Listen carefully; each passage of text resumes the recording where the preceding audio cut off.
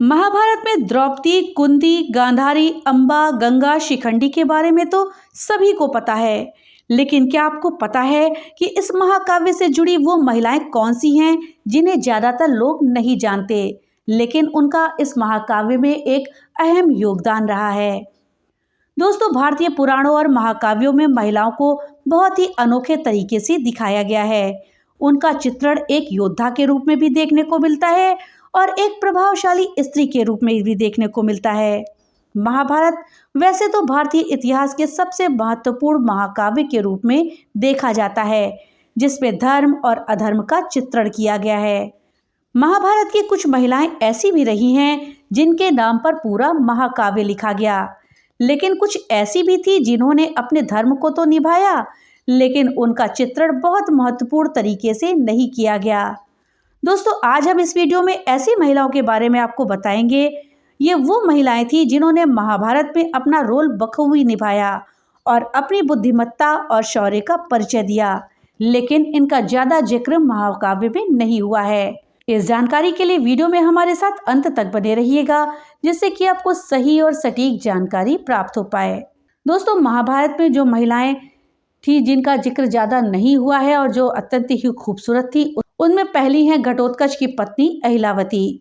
दोस्तों, अहिलावती का जिक्र शायद ही आपको कहीं मिलेगा। घटोत्कच के बेटे बर्बरीक को भी महाभारत युद्ध में लड़ाई के लिए भेजा गया था।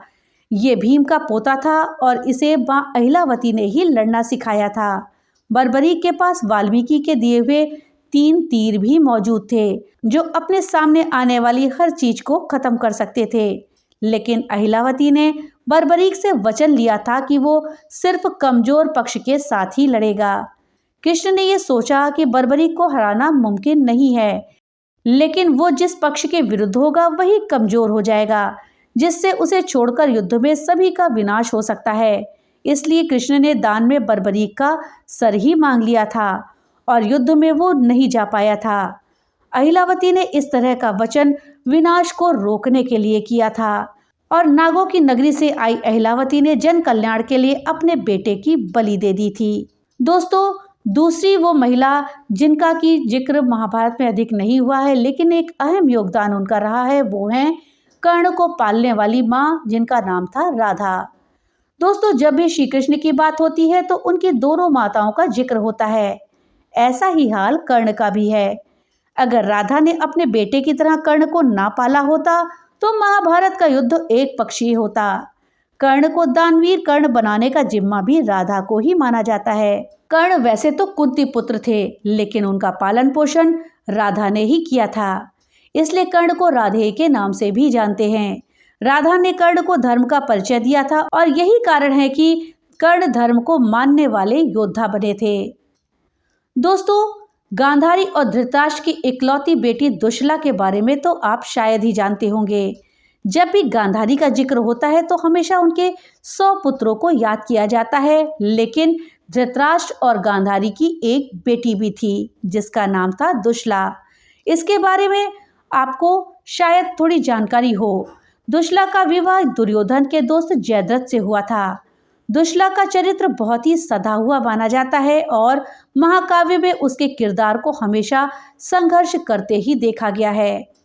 दुशला का पति जयद्रथ की मृत्यु महाभारत के युद्ध में हो गई थी। दोस्तों, चौथी थी अर्जुन की पत्नी चित्रांगदा, जिसका कि महाभारत में बहुत कम उल्लेख मिलता है, लेकिन उनका एक अहम किरदार था। दोस्तों, अर्जुन की पत्नी के रूप में सुभद्रा और द्रौपदी का ही नाम अधिकतर आता है, लेकिन अर्जुन की और भी पत्नियां थीं।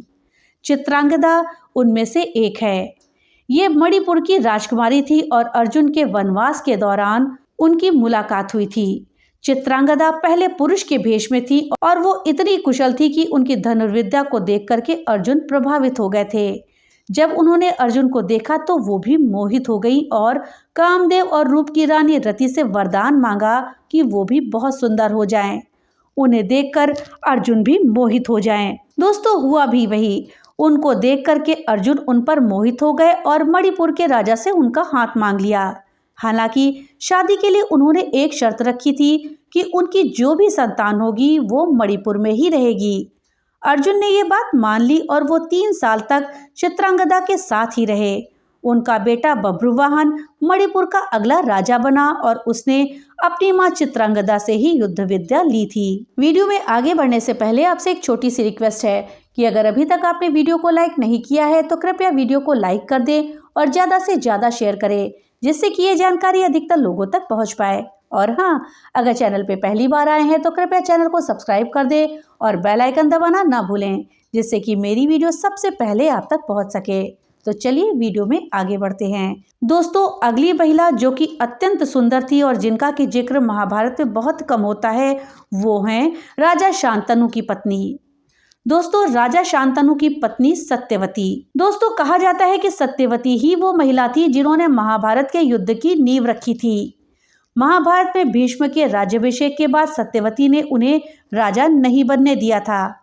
सत्यवती मत्स्य कन्या थी और राजा शांतनु अपनी पत्नी गंगा के चले जाने के बाद हस्तिनापुर की रानी की खोज कर रहे थे। इस बीच उन्हें सत्यवती से प्रेम हो गया, लेकिन भीष्म के आने के बाद सत्यवती ने शादी के लिए एक शर्त रख दी कि उनकी संतान को ही राज्य मिले। सत्यवती की वजह से ही भीष्म ने आजीवन ब्रह्मचारी रहने का संकल्प किया था, ताकि शांतनु और सत्यवती के पुत्रों को ही राज्य मिल सके। दोस्तों, एक तरह से देखा जाए तो सत्यवती ही महाभारत के युद्ध की जड़ थी। जब सत्यवती के दोनों पुत्रों की मौत हो गई, तब अंबिका और अंबालिका दोनों को ऋषि व्यास से गर्भवती करवाया गया। तभी पांडु और धृतराष्ट्र का जन्म हुआ। सत्यवती ने ये सब कुछ सिर्फ अपने बेटे और उनके बेटों को राजा बनाने के लिए ही किया था। तो दोस्तों, ये थी जानकारी महाभारत की उन 5 महिलाओं के विषय में जिनके बारे में बहुत कम वर्णन मिलता है, लेकिन उनका एक अहम योगदान रहा है। दोस्तों, जानकारी आपको कैसी लगी हमें कमेंट बॉक्स में लिख करके जरूर बताइएगा। तो मिलते हैं अगली नई वीडियो के साथ, तब तक के लिए राधे राधे।